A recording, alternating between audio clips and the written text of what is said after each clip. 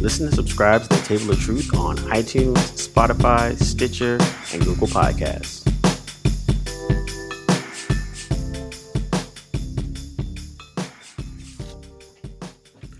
Welcome, everybody, to Blerdlines. We are here recapping the final episode of The Expanse. Season 6, Episode 6. Finally got to the end. Is it the end? We don't know about that. But for this arc and everything else, they finally comes to its conclusion. With me, as always, is...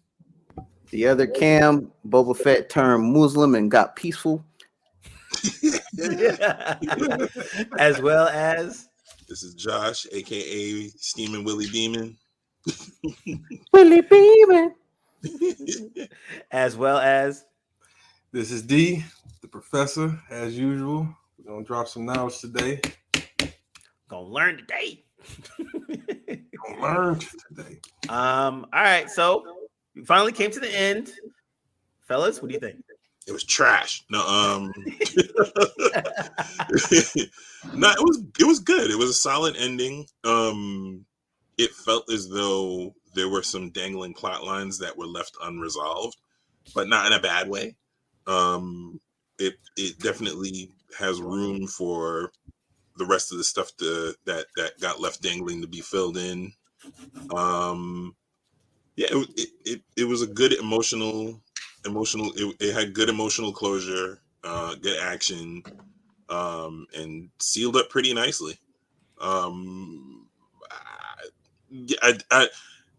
If I'm honest, I feel like the stuff with so they tapped on the stuff that they tack on at the beginning, the cold open for Laconia, really still felt like it wasn't resolved. That to me says they're gonna go back. That there's more there to sort of be fleshed out, and they're gonna go back to it. Do I feel like I got left hanging? No, because it just felt like it all but screams we're gonna go back to this. But as far as the stuff that they covered, it was good money. I don't have any problems with it. I would say shout out to the homie Slim. He was like, I liked the episode, but I didn't like the screensaver death of Barcos. He was like, but I mean, yeah, I think in general, like, I actually enjoyed it. It was like pretty, like, I liked the space battles of it, the politics of it at the end, Holden literally being Holden like he always is. I thought they did some pretty interesting parts with that. I was actually surprised at the Philip kind of epilogue-ish part where he kind of bounces out. Like I actually was okay with it for a character that I was kind of annoyed of for most of the season, but you saw the growth from the beginning as being like not really understanding what the fuck was going on to now really seeing what his pops really is and what this thing's about. I thought that was kind of cool to kind of keep that together.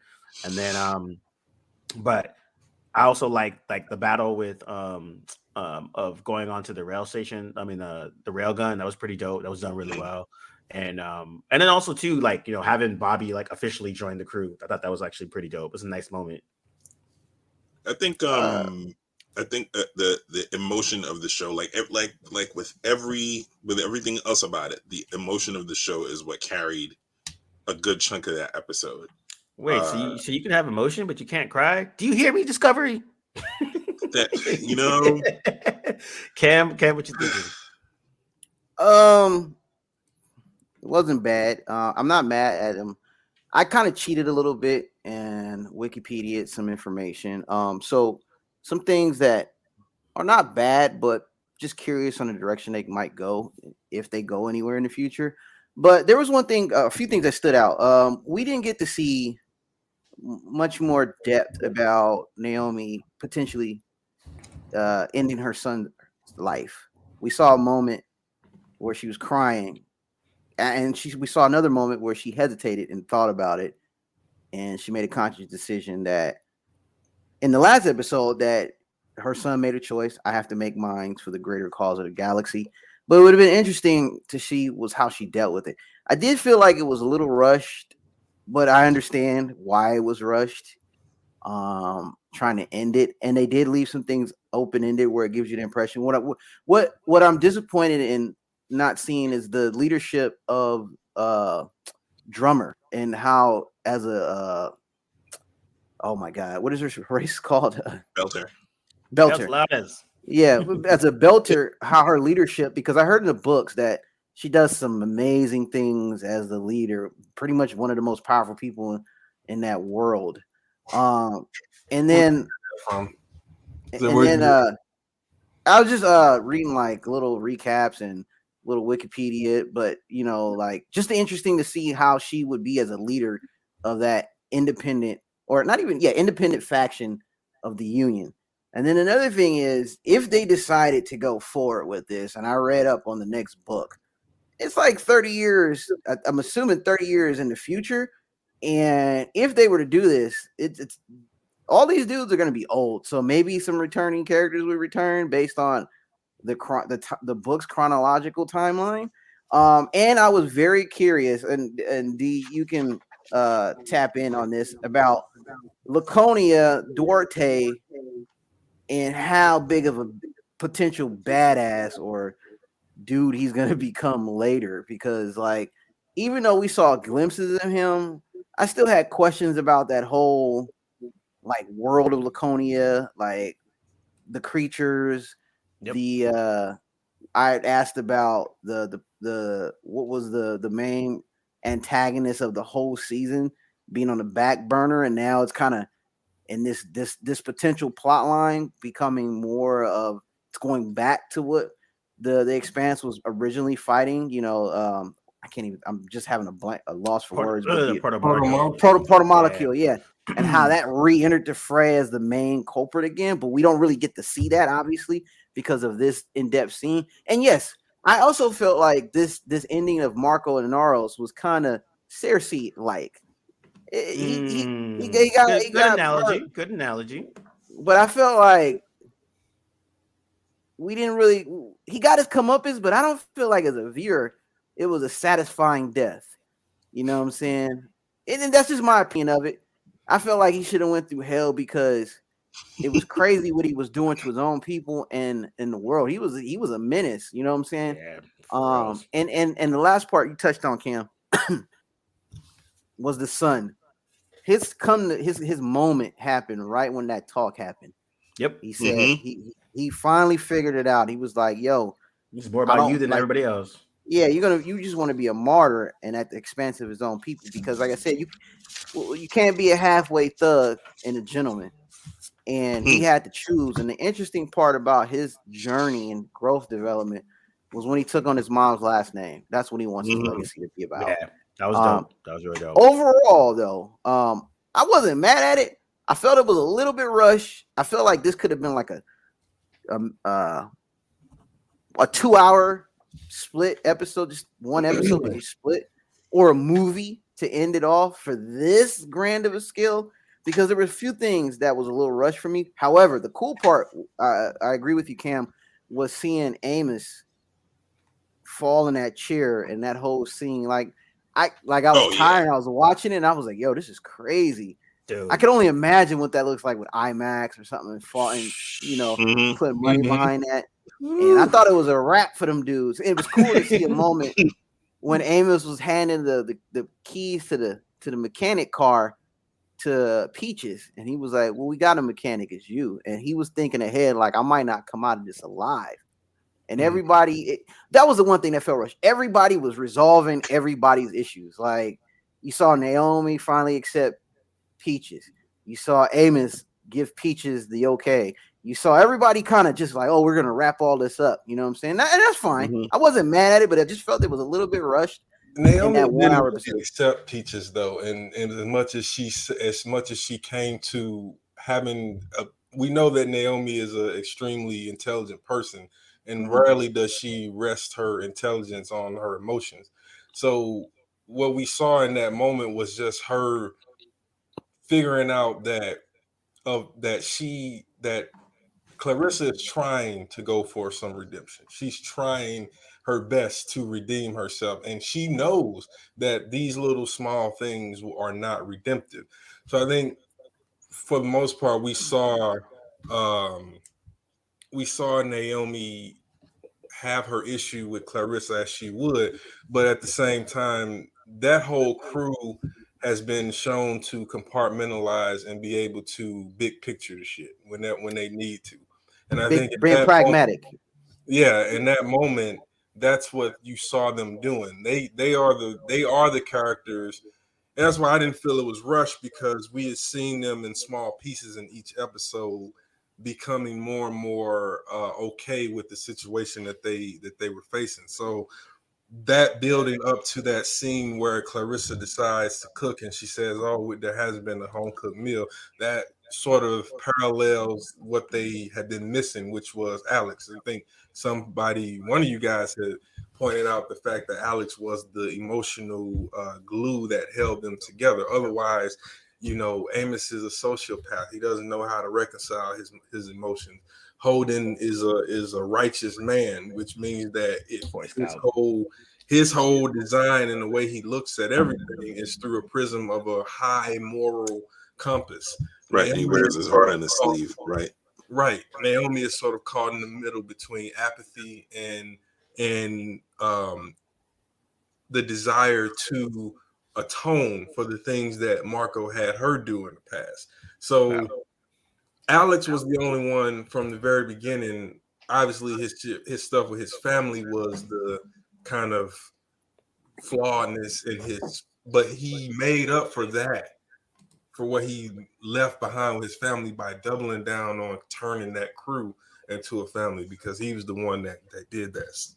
Yeah, well, it was interesting because I went and watched the pilot episode, and like that description of all the characters, it shows up in that very, very first episode as well. So you see, Amos being very amoral, like, he's ready to kill someone on the drop of a dime, and then Naomi's one that brings him back. You see Holden doing something that endangers a bunch of people, but is kind of the right thing to do. And then you kind of see the intelligence of Naomi and what she kind of does. She's still annoying in the first episode, but now I understand why she's annoying. And she's still incredibly annoyed with Holden, even after she finds out what he did. Yeah. But she also understands that was something that they should have done. I mean, they only didn't do it because it was they weren't going to do it because it was inconvenient to them and risky. But I'm going to ask you some questions now, because I noticed you guys had a lot of questions and just kind of thing. My general thoughts is that it worked as a having read the books. I think that what they tried to do was have their cake and eat it too in the series, the TV series, the adaptation, without knowing that they had these 3 books, because they could have made a decision to rush it even more. 2 episodes to wrap up Marco, 2 more episodes to get you further into Laconia, 2 more episodes, a time jump movie style. 30 years later, they're dealing with Laconia. So I thought they did a pretty decent job. The visual at the end of Marco and the unknown aggressors, I don't know what other visual they could have shown from that without it being too graphic, because what's happening in that moment is literally those entities break down the human being, whatever it is, and everything, the ship, all of that. They break it down to its base atom, and then eat every part of that person or that individual or that thing. The reason that they have such a tough time with humans is because we are consciousness encased in flesh. The ring builders were not. They were pure consciousness. They had no physical form, which is why they left so many physical things behind, because they needed to interact with those things to actually build and do the things that they were doing. That's why the proto-molecule is so self-sufficient, and why it uses other organic material to create and build, because they didn't have hands. They were like an ant colony, where there was a nucleus in the center, and then you send all the others out to do what they have to do. So like we have hands, our brain tells our hand, pick something up, put it here. For the ring builders, it was proto-molecule, other things that they had to do that with. what ends up happening is when they open the ring gates, they wake something up, and that entity is able to instantly snuff them out.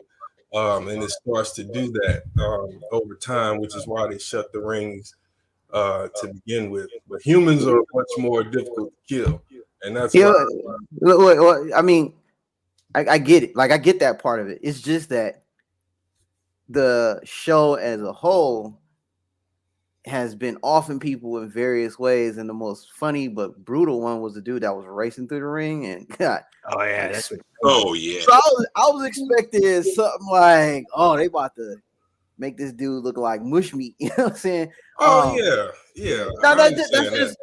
No, that's just me being as a satisfying way. At the satisfaction of like, oh, he deserves this type of brutal revenge death. Oh yeah. No, it's not that kind of story at all. Yeah. It's no. Yeah. But it's just like for me, the show has been showing death in various ways, and only to see that the entities so like potent, just basically like wipe them. You know what I'm saying? I was like, oh wow, okay. And I was like, I paused and I was like, was my TV tripping? I was like, no, this is how they actually wipe and get rid of it. Didn't really peep it up close from the previous episodes, but then seeing Marcos get erased by the ring gate was kind of crazy. I was like, oh snap, that's wild. He just went out like that. You know I figure a lot of people would not like the way he dies, and most people want to see him going out guns and blazing, but that scene had a lot of nuances. He was killed in the same fashion in which he murdered a lot of people, which was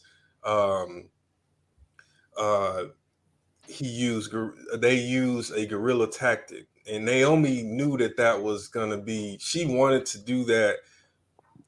The irony was there. She knew that was the best way that they would be able to defeat him, but none of the rest of them would have thought about that. Only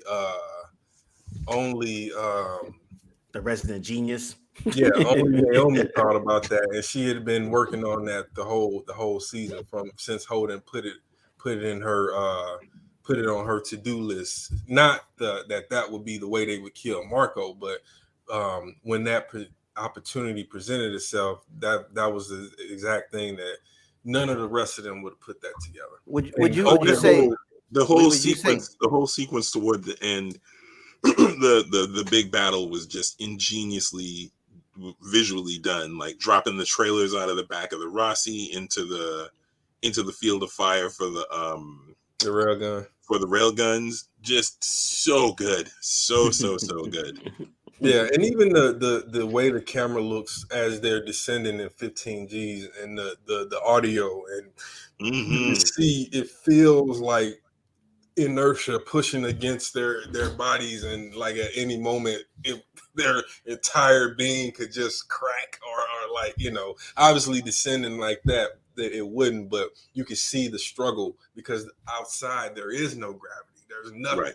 Right. Like they're creating that in order to descend the direction that they need to go. Otherwise, they're just, floating. So yeah. And then Cam, what were you gonna say? When Naomi finally figured a way to defeat Marcos as an alternative, would you agree that Naomi's back to normal in a sense? Normal as in her. Yeah, like because she was always the one traumatized for the last season and a half, two seasons. She was out of space. I would say that her scars will never heal. Yeah, I think that that Naomi again is able to get past her trauma really fast in order to do what needs to be done, because for her, if she doesn't, then that could potentially mean the people she loves will die. So you saw that in that moment where she had to help when they attacked the Azure Dragon, and she did have a panic attack, an anxiety attack, but quickly she was able to help Clarissa fix that drive so that they wouldn't fire that drive up and kill all of them, which is they were only moments away from doing. So she's very good at that. So I don't think she's back to normal as much as she's on the path of healing, and now she's gotten the biggest obstacle out of her way. There was something one of you guys said about about her earlier and Philip. And now I'm totally blanking on it. Oh, he was changing his last name. Yeah, but I can't remember exactly what I was supposed to be responding to. I didn't even write it down. It was something that one of you guys said as far as it was Cam, and it was about her making the decision to kill Philip. And I think you mentioned that she was okay with it previously, but then she kind of freaked out about it or whatever. Am I right, or am I just imagining that? You mentioned something about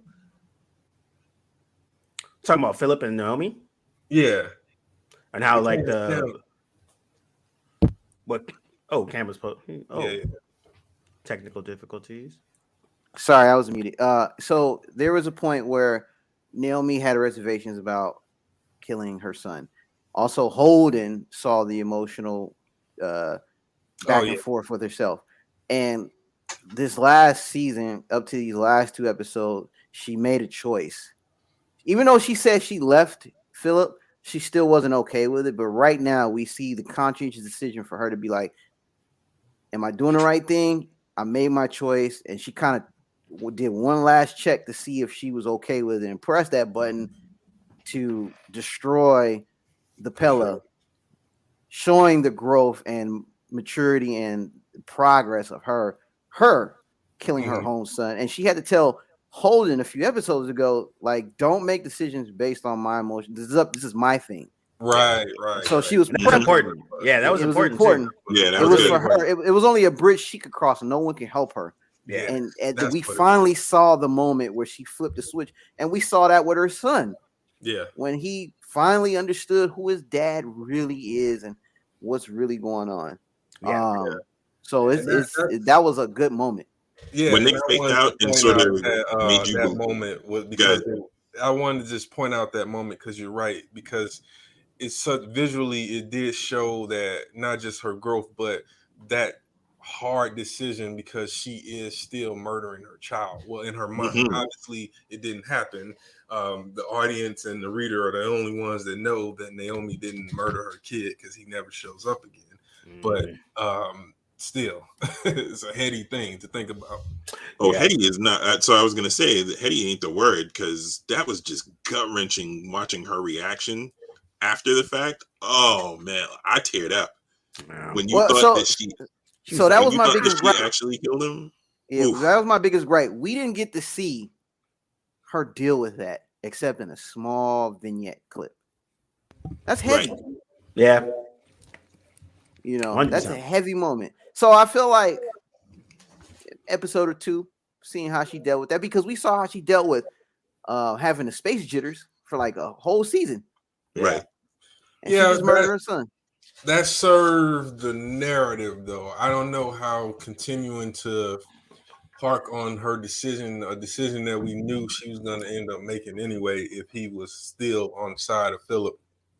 So I don't know if finding out how it's affecting her is one of those things that will really be gratifying as gratifying as you think.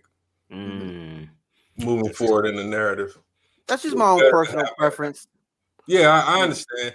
I think it's better though for those, because even in the books, they never, in small pieces at times early in the next book, because again, there's a 30-year gap. There's times where where her and Holden might have a small conversation about it, but for the most part, she does that thing where she just kind of like, I don't want to talk about it. Like, compartmentalize. Exactly. Maybe I didn't understand it about her character, that she can like kind of move on in that way, because like Drummer was having issues losing her family, and we saw her kind of go back and forth. Every character has this like this or that and teeter-totter, and then boom, it clicks. They find a purpose and they move in one direction. You know what I'm saying? They figure it out. But I think also there was a little bit of a time jump after that end game moment where the Pella goes through the ring gate and gets eaten by the unknown aggressors.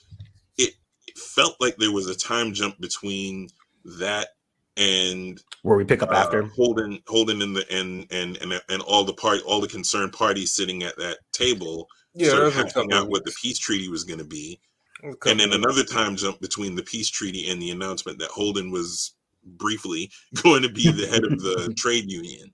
Yeah, and then another time jump at the end when they're in the ship. So it felt like there was, at least I felt there was a passage of time. So I think for me that kind of quieted my need, any notion of, oh, we're gonna revisit Naomi sort of lamenting the death of her son at her own hands. Yeah, like time has passed, so she's already. Well, yeah, I understood that part. You get it's the just impression that she's dealt with it. You know what I mean? Yeah, I get it, but it's just the fact that the Expanse has done the opposite for other characters on other instances where they show the cause and effect of certain things that they've done and how it weighs heavy on the head. Where I thought potentially killing your son is a big thing. However, apparently not. For the sake of moving the story along, being the last episode, I understand that. It's just a personal preference that I would like to see. Like two things I would like to see: Drummer as a leader and how she moves. I want to see if she starts, because I haven't read the books. Well, there you go.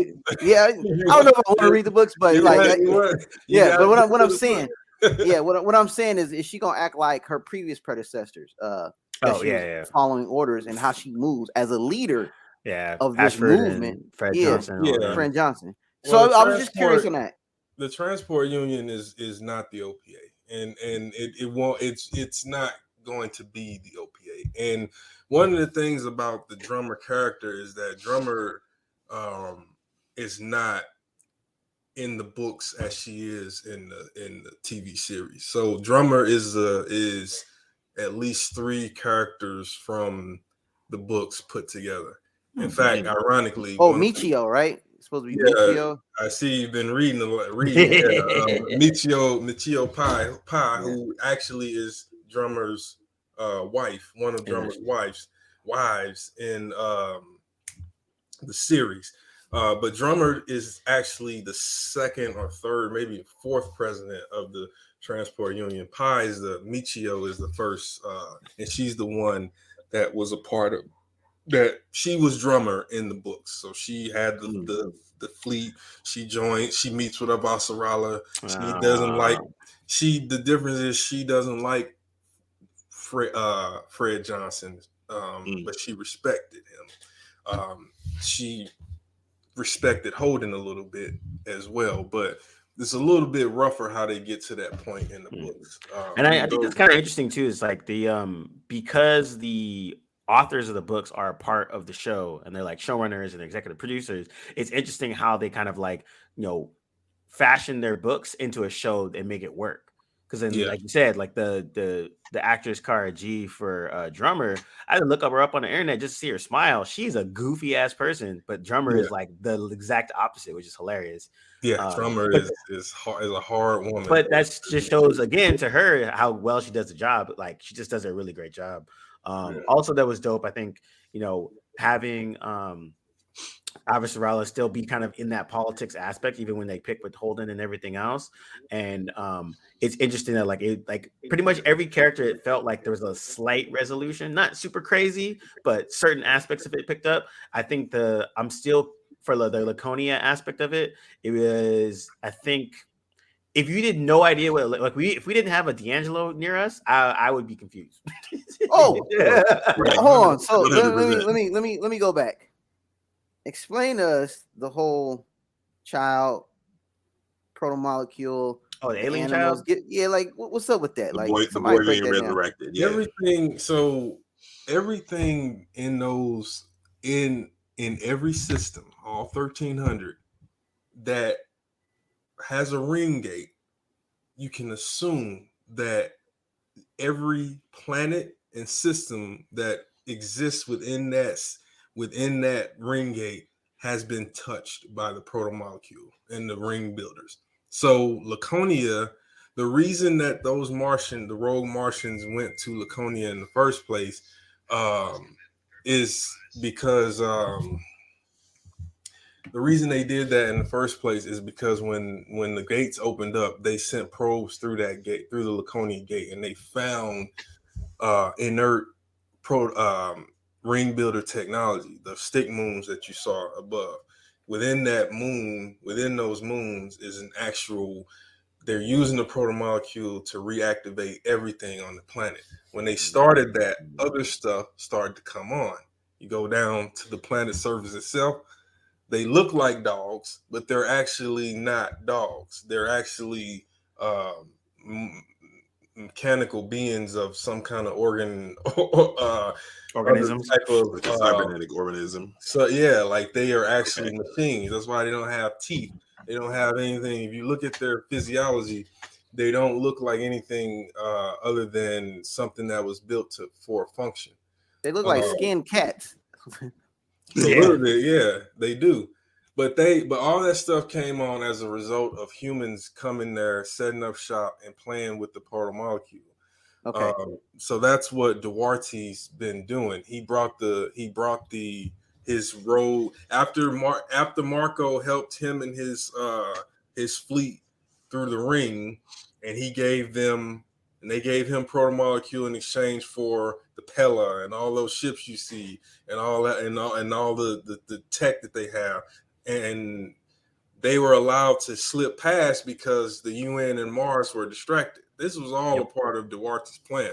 Let me ask you this. He said, I got gods to kill. What do you mean by that? The things that ate Marco. So he wants to kill entities. Oh, he wants to, because he knows that those things were the things that wiped out the ring builders. If they could do that to them, humanity don't stand a chance. Facts. Yes. But I like that quote too, because it was like, you were good as a distraction, and that's all you were good for. So deuces and good luck. Yeah. So Duarte has been helping Marco Aneros with giving him equipment and ships and stuff. Yeah, he did. Yes, that was the whole thing. So at the end of last season, Silvertour, before when Marco was like, you gotta have a knife in the darkness, and they destroyed the UN MCRN fleet that were guarding the gates. That fleet that helps them when they're like the UN folks are celebrating. They're like, oh, we just got some Martian ships on the radar, and then Bobby is like, nah, I don't think they're here to help because those are the ones that went missing, and we couldn't find them, and they proceed to destroy the UN and MCRN fleet. And as they're passing through, Silvertier tells Marco, he's like, you have our thanks. No, Admiral Duarte told me to thank you personally. That's the first time you hear his name. That's right. Yeah, that's the first time you hear his name. It's not the first time his name appears in the show. You have to go back the previous season to catch that. When Bobby's actually looking at the manifest of who might be in the higher ups selling those weapons and all that stuff. It all let me pause you real quick. Yeah. So that whole Alex spy mission, was there anything about Duarte? Remember when Alex was going to spy, but he got paired up with a spy, the female character? Yeah, she worked for Duarte. Yeah. Okay. Yeah. So he's been like Duarte for some reason. Thing. I don't know why his name didn't pop up, but he's been in the episodes his name has been popped up frequently, but I just didn't put two together. So I was like, who is this new character? No, he ain't new. Yeah. He's been in the background. Yeah, because he didn't appear until that one episode where he talks to the little girl, and that was to show that this guy is more methodical and more purpose driven as opposed to this psychotic this guy that wants to kill all the people that wronged him and also just continue to inflict terror on his people. Okay, let me ask you this then. What's his end game? Because he's rogue Martian, right? He's independent. Yeah. Yeah. So that's the story for all three books. Here's what I'm gonna do. Spoiler alert. So if you have a plan to, and I recommend this to anyone listening, to read Persepolis Rising, Tiamat's Wrath, or Leviathan Falls, those are the last three books, then you should stop listening right now. I am going to make clear what Admiral Winston Duarte wants and why he's a big deal.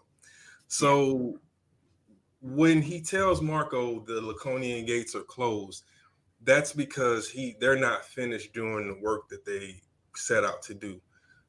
Winston Duarte understands that there is a bigger threat to humans and everything that exists, which are those ring gate entities. They don't know what they are. They don't know how they're waking up. They know it's tied to the protomolecule and to the ring builders, the ones who originally built everything.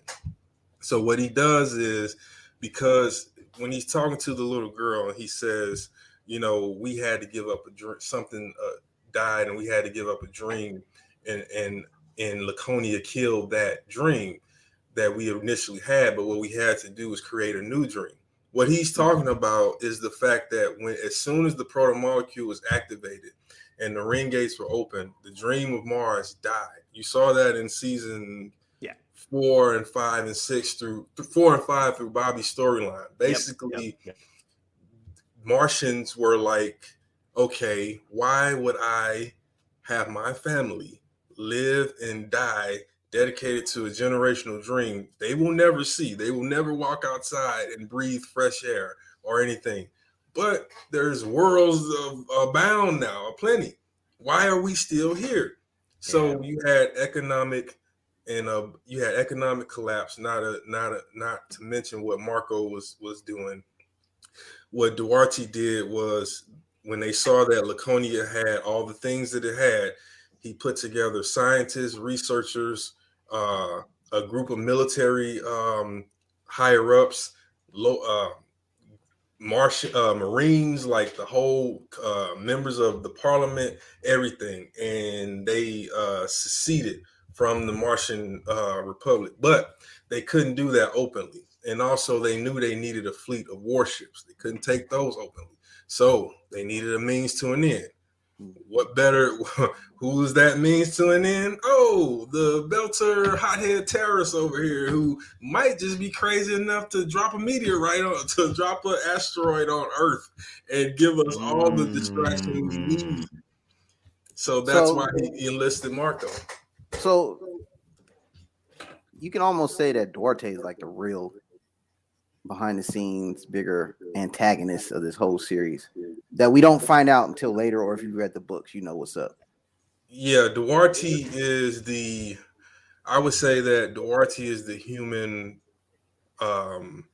overarching antagonist, where with the entities being the primary antagonist, because those they are bigger than him and he's trying to stop them.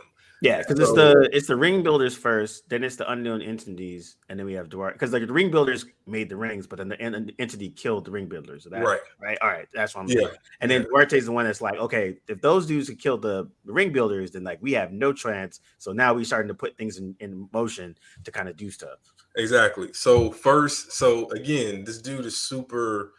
First, he understands they are never be ready to fight the ring entities at the current status of humanity, which is tribalism. Belters versus Martians versus Earthers. How do you solve that?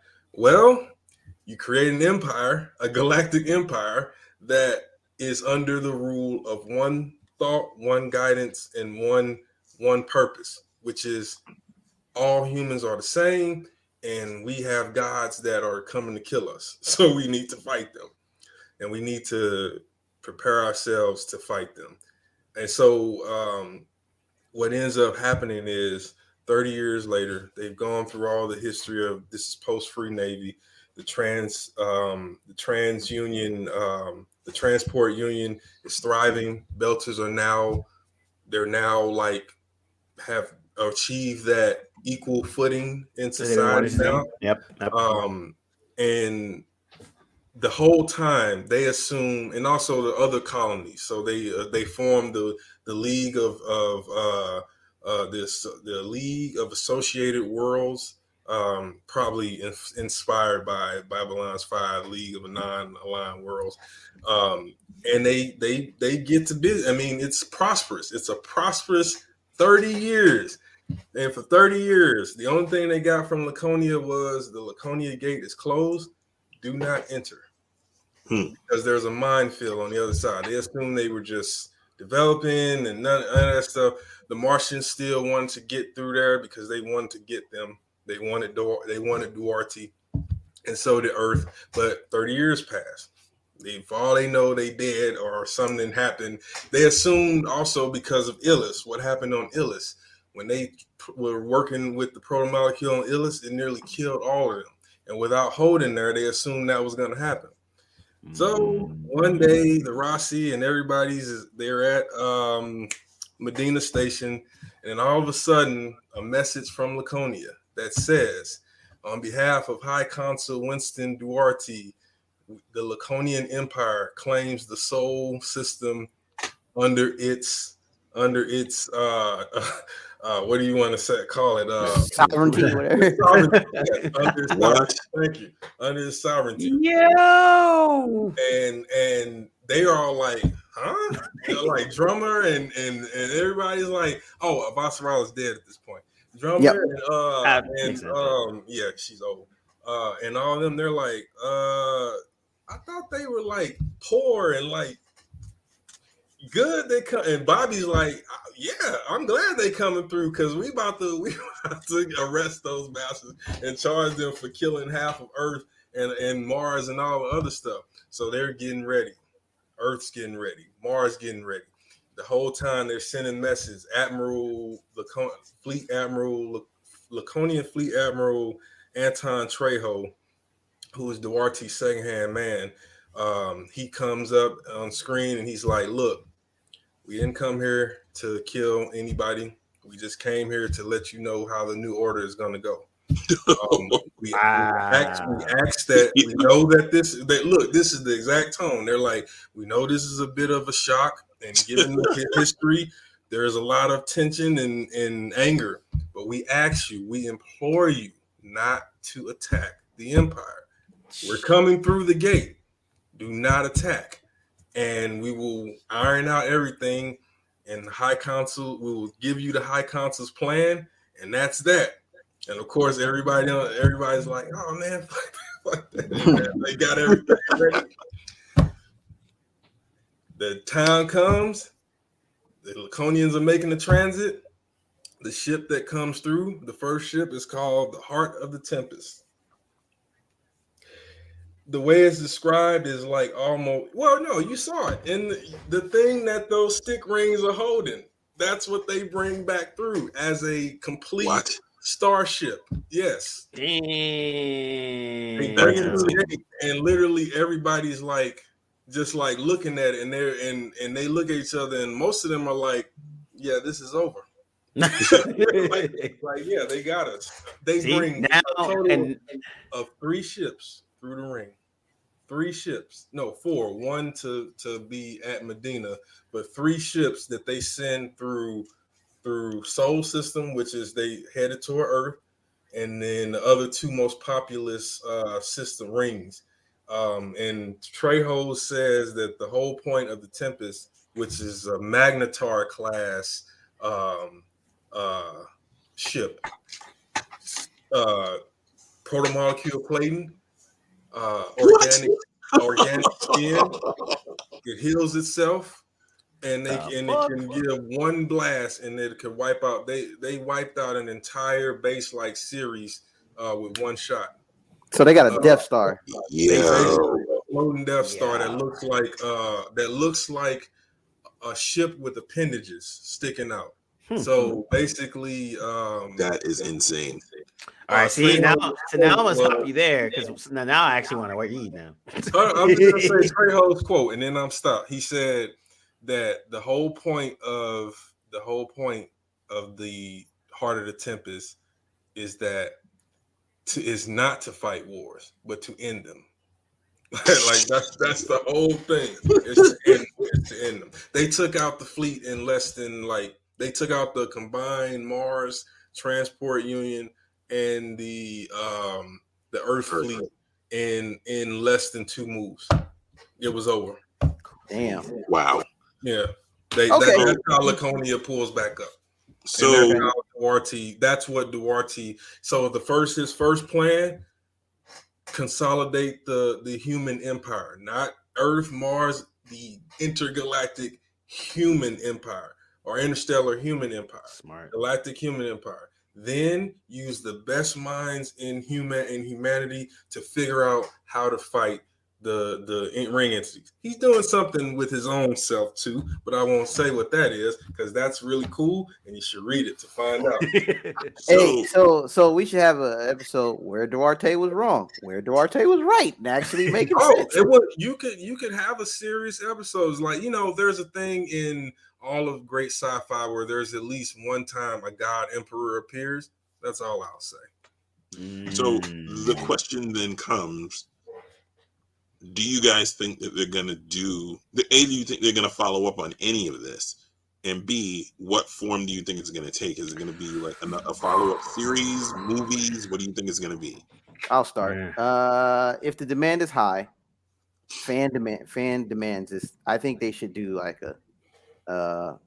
maybe a mini series or like a one big ass long episode, like a movie, like the X-Files did to end that chapter. I don't think they should continue more seasons, in my opinion. I feel like they can do like a 2-3 part miniseries or one big ass 2 hour and a half movie that kind of recaps, and they can do some what's the word? Flashbacks, whatever. That's not the right word I'm looking for, but but basically tell what happened, and then we can drop us in 30 years later.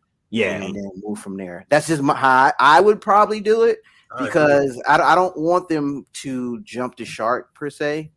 And I don't mind it that they left the way they ended. I don't mind that they left some open-ended question, because it could make the person that's a viewer go read the book. Yeah. And get more interested. That was also the intent, was to because the stuff with the cold open is from the short story Strange Dogs. It's not a part of the books. But those two characters play a significant role in the ending, in the story's end.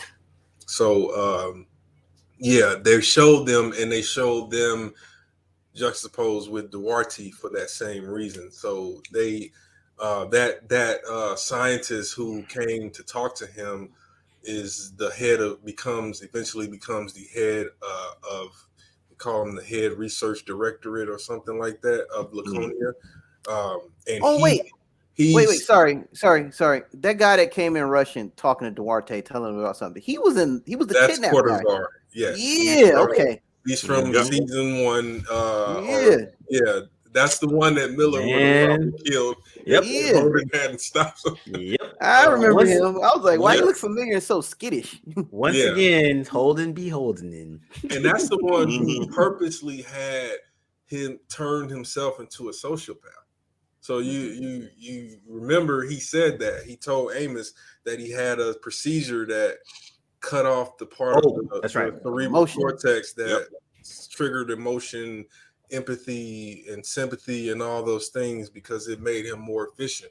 So he's in charge of science and dealing with the proto-molecule under Winston Perfect. Duarte. He's a perfect candidate. Yeah. Yeah. Oh, yeah. It's the things that he does. Yeah. No, I agree though. I think it would be cool to see as a limited series, and or like a series of movies, kind of like an old school TV film thing, like we're talking about with Babylon 5. I agree. And then I think that would make it kind of cool. And then also too, not trying to, like, we don't need to have aged up actors or the people that we know. Like if it's 30 years later, it makes, like you said, Alfred Sorella passed away. It makes sense. Bobby's still there. It makes sense. She's like super young. Like it makes sense. Like she'd be in her. Yeah, they would be at an age where if you thinned out Amos's hair and made him bald, gave him a gray in his beard, it would work. Just a little, a little bit cracks in his, Same with we know that anybody would buy Naomi not looking much older because she's black. Like everybody know that. Everybody knows black don't crack. So even in space, so that's so true. I think hey man, Halle Berry walking the earth looking 30, so I'm sure Naomi. Facts. Exactly. 100%. Oh my God. Yep. That's a whole nother topic. But I'm not even gonna speak on the Matrix, but you know how they that's what I'm saying. Let's not talk about it now. Yeah. We'll talk about it later. But no, it makes sense though. That would be dope because, like you said, kind of like what Cam says. Like I would rather them come back with like, yo, we got a 4-part limited series or a TV movie instead of just like continuing the show. With stuff, 30 more episodes, 10 episodes for 3 seasons. We don't need that. And in fact, I think movies the exact way that you guys described it, or a Hollywood deal, I wouldn't do the Hollywood route just because I don't think it would make as much money because it's too highbrow and high concept for the general masses. But I think for TV, it would be a great, like you said, I would go with the way you talked about it, like the 3 or 4 part mini series where each episode is like 2.5 hours or something like that, because that's all that's needed to wrap up that story. After the 30-year jump, I think the 3 books take place over the course of maybe about 4 years or something like that. So not a long time. Like Laconia doesn't hold together for that long. But they hold though. They still hold. Okay. So let's wrap it up and everybody can kind of drop in their final words for the Expanse as we've all taken this journey together. Josh, you want to start off? Okay, so I'm gonna challenge everybody for their final words. Do you think? Not do you think? Where does the Expanse rank as far as all-time sci-fi television series list? I'll go because I with great confidence, the Expanse is my number one. I will admit that it's a bias because of the fact that I've read all the books. Okay, I think that it's probably one of the most apt adaptation that I've ever seen from book to screen. Even those little IG posts, I love them, where they show the prose and what you saw on screen. They've done it well, but I think just from every aspect of science fiction and being hard science, actual science, as well as being able to tell, even though it's subversive, a really cool and fun fantasy narrative as well. It doesn't get better to me. Yeah, I'll put it. I would, before for me it was always Battlestar Galactica because that shit is just bananas. But I would say I put it at number 1, Battlestar number 2, and then we'll throw in B5 and Star Trek to round it out. But yeah, I would say just because like I didn't know what to expect, except for like I remember when Josh was telling me about it and D'Angelo like, "Yo, you should watch this." D'Angelo's like, "I read the books; it's really good." And I'm like, "Yeah, I'll get to it." And then when I started watching, I was just like, "Yo, this is crazy!" And it was so slow and deliberate, and I think that's what kind of got me more into it. Like I actually enjoyed the pace of it because I felt like I got paid off by the end of it. And then the anti space is happy and everything's glossy of it that they were going with. That's what got me too. Which is against everything else that I've watched. And, as a sci-fi fan, it's very anti Star Trek. It's very anti everything else, just because it's still messy.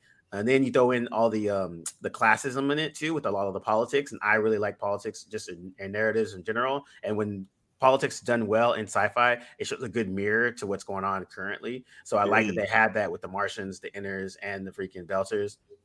And on top of that, I'd probably say the fact that the casting is like race agnostic, and like you don't really care or like about like everyone that's there. There's no like everyone's different races, but you don't care. Like it's just they're all characters. So if someone's like black or Asian or whatever, they're speaking with a Belta like Creole or whatever it is, it's kind of just rolls with it. So I like that I can watch it. And then I would say finally, like the two most powerful characters in the show, just not the book, but the show in general, Avasarala and Drummer, were both women, and I didn't have this like there was no like girl power moment at all. They were just consistently whooping people's ass with their intelligence and their cunning through the whole show, as opposed to having to like wave a banner that we're women and we're here to do whatever. And it was like I thought that was them as characters through the whole show was a lot more powerful to show that meaning than everything else I've seen that's tried to do it before, where they got to like make that powerful moment and here's the women and where in this show they're just like no, all the characters are their own place, and if they're badasses, they're badasses, and then they just happen to be insert gender or identity after. Yeah, that's a good point. Cam? I saw like I haven't watched a bunch of Star Trek or Babylon 5. I do need to get to Babylon 5 and revisit that and a few other shows. If we're counting, I don't know if X-Files ranks as sci-fi. Sure. Okay, yeah. X-Files will always be number one to me. Like I literally love that show. I'm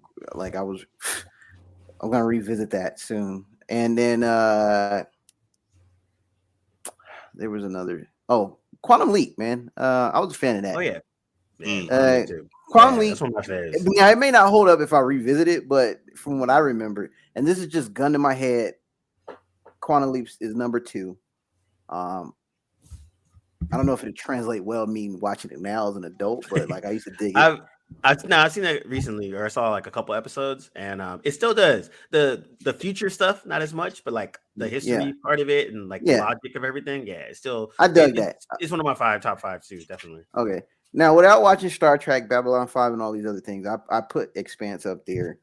And this is me not revisiting the X-Files and Babylon. Quantum Leap. I'm putting the Expanse as number 3 because my history with those other shows left a special place in my young sci-fi conspiracy theorist heart. However, I will say this is the first show, real like space, because somebody said this is Game of Thrones in space, and I was like, oh, I can see that. Not a great comparison considering if you watch the complete entire Game of Thrones, but I can understand why a person can that say comparison that. was more for the books because that came before the series was. That comparison was out there before the series started because George R. R. Martin himself made those comparisons, and also the connection between the writers and him. One of the writers is his assistant, or used to be. So that sounds like it's a good thing. Yeah. Okay, so when somebody says it's Game of Thrones in space, that's a good thing based off the books and before the show. So I would put this 3, top 3 for sure, top 5 for sure. But 3 for me. Very good show off the recommendation of Josh and the other Cameron in this chat, and I stuck with it like first episode because, like I said, Thomas Jane was in, and I was questioning Josh's. Like I was like, for real, like Thomas Jane, you want me to watch this? This guy played the weakest Punisher. Okay, first episode off jump, redeemed himself. Attention. Yep, he redeemed himself. I actually just I threw on season 1 episode 1 while I was doing some stuff, and then like I blinked and I was like 5 episodes in. I was like, God damn it, they got me again. But Thomas Jane, dude, he really did a good job. Like for someone that I think that's the thing. I had low expectations because you're right. The only thing I can really remember him in is Punisher. So he definitely like showed that he's like, nah, man, you guys gotta rock with me on this. He was dope. He was dope. Got a little range. For me, I think this is tied for number 1 with Babylon 5. I think if they went ahead and did the 30-year jump and finished out all of the dangling plot threads that they kind of left sort of sitting out there, I think this would probably get to number 1. It was on its. It was. I remember being on the record saying that it was on its way to being number 1, and probably would by the time it's done usurp Babylon 5. But I think Babylon 5 is still number 1, and I think just for how intelligent the show was and how thought out you could see it. And again, it's a testament to having an idea that has a beginning, a middle, and an end, and what those moments are going to be, like what the beginning, middle, and end of your show or your story is going to be. And I think it worked, even though they didn't even finish. They didn't even go all the way through to the end with the books. It still was one of the most intelligently done television shows I've ever seen. Just a solid adaptation of the story. And I mean, Star Trek hasn't been my number one for a while, and I'm a lifelong like my drop zone for science fiction will always be Star Trek. So it always has a special place in my heart, but it, I don't think it rises to the level of a Babylon 5. It certainly doesn't even begin to touch the complexity of the Expanse. It just Yeah, and I think as concurrently as we're watching Discovery and getting disappointed over it, more about that later, folks. But yeah, I think that's the thing. I think watching The Expanse along with other shows like Discovery and all that, you start to really see how Expanse really shines and does some really dope stuff, especially when it comes to narrative. And then now that, like I said, I went through the first 5 episodes of the first season just because I was curious, and just seeing it and seeing all the pieces that they dropped in and all this other stuff. I'm just like, man, you guys, this is a good. If I was in a class, I was talking about sci-fi, they wanted to have a section just on Expanse, I think it would be really, really dope to take, because then you would really get to see some world building, how to develop some really interesting and dope deep characters, and then just pulling it all together. Plus, on top of that, the science is super crazy. Yeah, if I was to do a class on narratology or writing, it would definitely be up there. Just on the fact that in that first season, the first episode, everything else, they show you everything and tell you everything you need to know, and from there it's an escalation up on those themes and those character traits, as well as the world itself. Duarte is an escalation of the Dream of Mars. That was the whole thing that I told you that had in, I think, season 4. That guy says the Dream of Mars is not dead; it's about to be written large. He was referring to Laconia, but he wasn't. But obviously, he died before he could see it. But he was still referring to what they were doing behind the scenes. Duarte had already laid out the plan for all of them that were involved. It just was a matter of time. Yeah, and I think that's gonna be cool. So, yeah, man, this was dope. I'm glad we did this. We did 6 episodes and we recapped them all. I am now inspired to read these final 3 books. Yes, read the books. We can have a whole different kind of conversation. Might have to be a Blerdlines book club situation. We'll see what's up. But and you're welcome to all 3 of you. Thank you, Josh. Yeah, that was a good recommendation. And now we're now it's what do we watch now, guys? Toss a coin to your Witcher. Actually, we could. You know what? Hey, we'll do another episode and maybe recap our season 2 Witcher, because I think all of us watched it, so I enjoyed it. So yeah, I really enjoyed The Witcher. I have no idea what was going on, but I enjoyed the hell out of it. Man, I enjoyed it so much that I went and played the game again. Basically, played and beat the main story of the game, and now playing the expansion packs. I have made my tour of duty. I've played all the expansions, beat it thoroughly, got 2 different endings, and I'm doing a replay just so I can see other choices in the repercussions of those choices. That's what I gotta do next. Right now. Yeah. So I'm taking a break of The Witcher. However, I heard spoiler alert, that the new DLC will have themes from the actual show. Oh, wow. Oh, they're getting ready to do another expansion. Smart. Yeah. So if for those Witcher guys, the new upgraded for the PS5 is gonna bring in some show elements. So the upgrade, I guess it's the free upgrade. I don't know. The upgrade for The Witcher is gonna have some show elements in the DLC. I'll share that offline with you guys. But yeah. So if you plan on getting into The Witcher, I suggest start now. And, after watching and then playing the game, and then I came back and rewatched season 1 because I hadn't watched. Makes so much more sense now. It makes a lot of sense, and it's just like you see Cavill and you're like, man, somebody pull that dude out of the video game and put him on screen. He is so Geralt of Rivia. I don't even like. It's even. That dude is Geralt of Rivia. Like my only gripe is they didn't give him actual cat eyes. And that's the only thing. Yeah, it's he's got just the yellow contact now eyes. But funny that Thriller had it from Michael Jackson in the 80s. I heard that those are particularly rough on the rough on the eyes. Yeah, on the eyes for like the amount of scenes he would be in. So I could see that. But yeah, the cat eyes would have been way better, true to form. Yeah. All right. We'll come back and do something with that. I definitely now we know because we all like either watched it or played it or something. So something kind of fun.